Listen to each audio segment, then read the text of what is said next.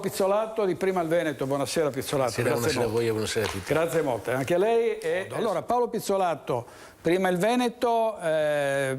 voi vi presentate a queste amministrative, avete liste, Noi abbiamo persone all'interno di liste civiche presenti sia nella Riviera del Brenta, sia a Quarto d'Altino, sia in qualche altro comune.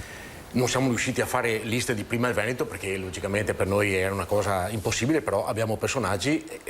politicamente mi dispiace che Villanova sia dovuto andare via, sia uscito, anche per parlare un attimo proprio di queste cose, che politicamente sono abbastanza pesanti all'interno di queste liste civiche. Anche perché, onestamente parlando, il titolo di questa trasmissione è Se cambierà qualcosa. In tutta onestà, nel corso di tutti questi anni, questa è la mia 31esima campagna elettorale che faccio nel mio piccolo e mi considero una persona poco preparata, molto modesta, una persona anche ignorante politicamente, che però ha sempre cercato di giocare o di lavorare, se si può dire così, correttamente nel mondo della politica, purtroppo scorrettamente dilaniato da altre persone, dove ho visto, rispetto a quello che prima diceva Villanova, sono andato a diverse conferenze stampa, a diversi incontri alla sera,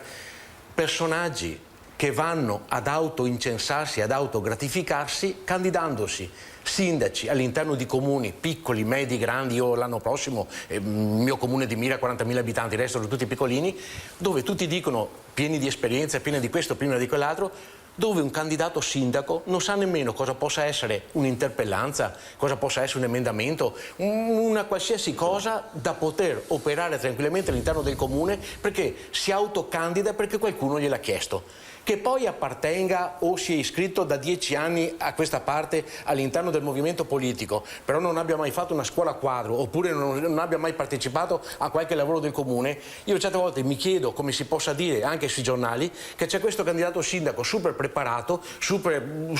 questa po' di bomba che si candida e non sa nemmeno come andrà ad amministrare il comune,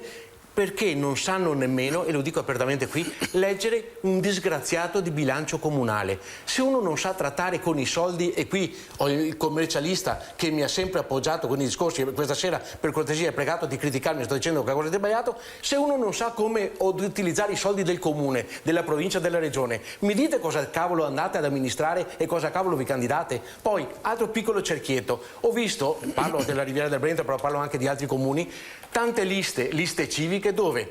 ho un comune di Riviera del Brenta di 6 liste. Allora, su 2 liste ci sono metà Fratelli d'Italia da una parte e metà Fratelli d'Italia dall'altra, metà Lega Nord da una parte e metà Lega Nord dall'altra, metà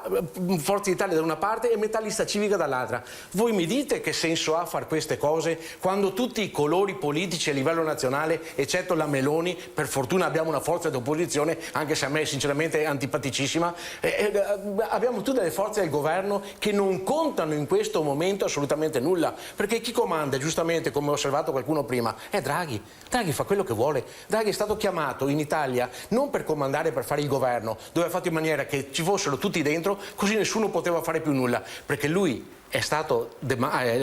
dato il comando per poter amministrare quei soldi che dovrebbero arrivare all'Europa e che dovrebbero essere utilizzati in qualche altra maniera. Faccio un esempio da piccolo economista, da piccolo dipendente della banca. In questo momento che la gente sta tirando 4 boiate, scusate, passatemi, per l'aumento delle bollette, per l'aumento delle autostrade, per gli aumenti che ci sono sempre stati e nessuno scende mai in piazza per questo, tutti scendono per il Green Pass, per la mascherina, per la mancanza di libertà, nessuno scende mai per la mancanza e l'abbattimento delle pensioni, nessuno scende mai perché le pensioni sono 580 euro al mese, per cui vedremo prima o dopo quando vi leveranno i soldi se anche lì almeno andate in piazza. Io cerco di capire come mai queste persone vadano a comandare a livello nazionale, siano tutte lì presenti e ogni sera ci sia qualcuno che contrasta con quello che sta facendo il governo e che si becca costantemente. Dove volete che possiamo andare? Altra piccola parentesi, scusate, 2 anni fa avevamo un governo dove c'erano i grillini e c'era la Lega Nord.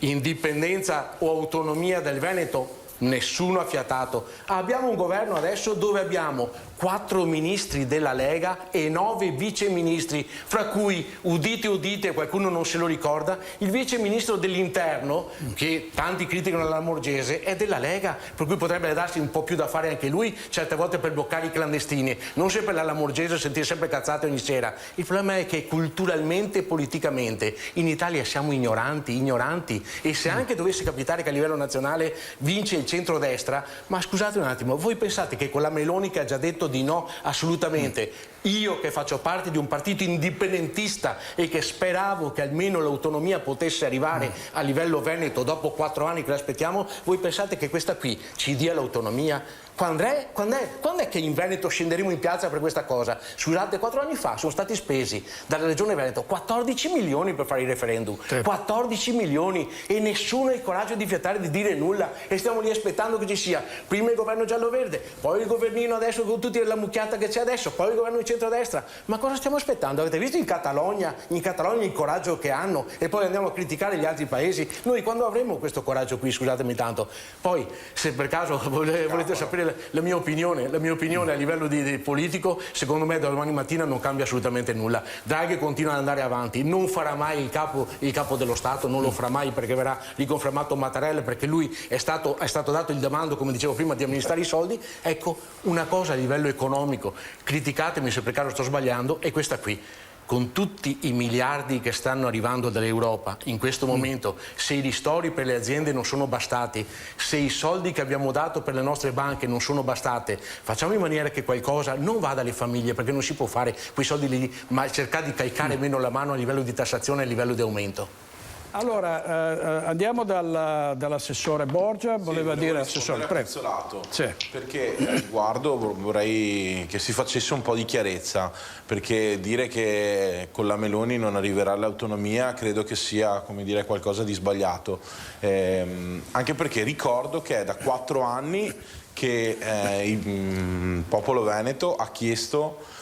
a gran voce l'autonomia. Tra l'altro io sono un esponente di Fratelli d'Italia, sono stato promotore del Comitato per l'Autonomia, ma Fratelli d'Italia non governa da 4 anni il nostro paese, anzi è all'opposizione, e tra le altre cose ha firmato non uno ma ben 2 documenti dove si impegna, qualora il centrodestra dovesse vincere le elezioni nazionali, a compiere l'autonomia. Per cui noi, vede, abbiamo un pregio che tutti gli italiani ci riconoscono: siamo coerenti e siamo leali. Quando firmiamo, perché nello stesso patto con gli amici della Lega ci si impegnava a non andare al governo con altri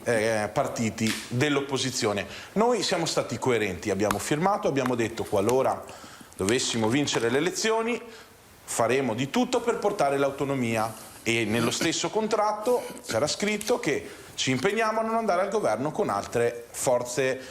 anche di opposizione o comunque sia di sinistra. Noi abbiamo mantenuto i patti e manterremo i patti qualora fossimo al governo. Io mi auguro per lei che resti la registrazione di questa sera, certo, perché se lei è una persona di parola mi levo tanto di cappello. Io le ho detto che sono stato il promotore dell'autonomia, Montebelluna può chiedere. Un giorno, quando ci sarà il centrodestra a potere, vedremo questa cosa, per cui chiederò al dottor Bacciali di venire qui e di aspettarla qui per vedere se ha mantenuto la parola. Non c'è nessun problema. Allora Pizzolato, chiudiamo con Pizzolato, perché insomma si parla sempre di federalismo, autonomia, indipendenza, però sull'indipendenza si è visto che finora, diciamo, nonostante ci sia una galassia di movimenti, poi c'è il partito dei Veneti che ne raggruppa diversi, poi i dati sono sempre sconfortanti. Come mai? Cioè, nonostante ci siano veramente molte spinte indipendentiste, autonomiste, no? Allora, noi logicamente, come dicevo prima, non abbiamo lo stesso carattere degli abitanti della Catalogna, quello di scendere in piazza completamente. Poi manca un leader totalitario che possa trascinare la gente in piazza e possa anche unificare questi partiti. Noi abbiamo provato a dare un segnale di svolta 1 o 2 anni fa abbastanza pesantemente, e logicamente le cose stanno andando avanti e noi ci crediamo e continuiamo ad andare avanti e portare avanti la nostra battaglia. Quello che c'è di problema è che purtroppo c'è una mentalità molto chiusa nel Veneto, dove ognuno è a sé stante, dove ognuno cerca di fare in maniera di non fare male all'altro, dove ognuno di noi pensa sempre di cercare di portare a casa la pagnotta per la sera, e dove non c'è quel sangue caldo che potrebbe crearsi se ci fosse un vero leader, una vera persona alla guida di tutti questi movimenti, ma soprattutto alla guida del Veneto, che scende in piazza e che abbia il coraggio di manifestare e fare sentire a Roma questo peso. E purtroppo le cose continuano a stagnare così. Poi ci si mettono anche i leader dei vari movimenti, dei vari partiti abbiamo cercato di non dare una mano e logicamente la cosa è sempre lì che ondeggia, però sinceramente è una cosa che sta succedendo, una cosa che stiamo vedendo anche noi, ma non è solamente parlando di politica, di partiti indipendentisti, autonomisti, eccetera, eccetera, è che nei meandri, nei sotterranei, nel sottobosco, un po' alla volta c'è un malessere totale, non solamente a livello veneto, ma a livello nazionale. Infatti, secondo me, hanno il sangue più caldo e più autonomista addirittura i sardi che non i veneti, i sardi e i siciliani che non i veneti addirittura, che logicamente certe volte hanno chiesto anche consigli aiuti, anche Pipitone siciliano, per ogni modo, ecco, che sta crescendo un po' alla volta a livello di malumore, a livello di quello che sta succedendo, aumenti delle bollette, le pensioni che continuano ad essere sempre minime, che secondo me viene scarsamente preso in considerazione dalla politica, soprattutto dalla politica romana, e che invece potrebbe essere che un po' alla volta